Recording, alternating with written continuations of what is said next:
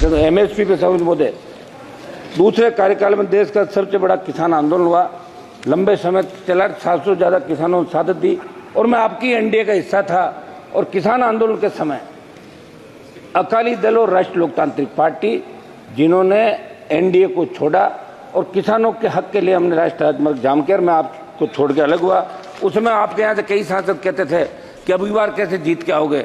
अब की बार हम जीत के भी आए और 11 लोगों को साथ लेके भी राजस्थान से आए, ये आप जानते थे। मोदी आपने एमएसपी पे जो वादा किया था उसे कुछ आपने बढ़ाकर एमएसपी की बात की। हम चाहते हैं कि एमएसपी की पूरी खरीद हो और किसान को उसका हक और अधिकार मिले। जो वादा आपने किया वो वादा आपने भाई। किसान कर्ज माफी की बात करूँ समझ मोदी, किसानों 30 जून 23 को इसी लोकसभा में जब आपकी सरकार ने मेरे सवाल के जवाब में देश के किसानों पर कर्जे की स्थिति बताई तो चिंताजनक थी।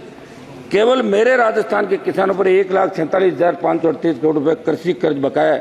मैं आपके माध्यम से प्रधानमंत्री जी से अनुरोध करता हूं कि किसानों की आर्थिक स्थिति पटरी पर लाने के लिए राजस्थान सहित देश के सभी किसानों की कर्ज माफी करने का निश्चित रोड मैप बनाया जाए और ट्रैक्टर सहित कृषि उपकरणों को जीएसटी के दायरे से बाहर किया जाए। समझ मोदी जब आपने 15 लाख करोड़ रुपए धनासेठों का माफ किया, पिछले सरकारें कोई सी भी रही चाहिए, मैं कोई ये नहीं कह रहा कि एक सरकार की बात है, लेकिन किसान कर्ज माफी की चिंता किसी ने नहीं करी।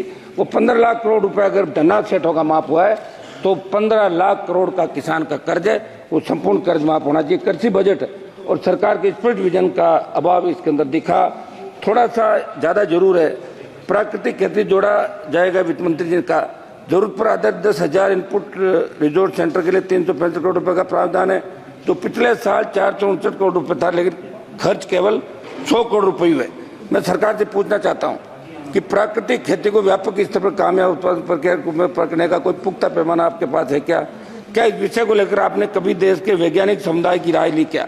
समझ मोदी आज भी मैं प्रधानमंत्री जी का भाषण सुन रहा था, अग्निवीर की तारीफ हो रही थी।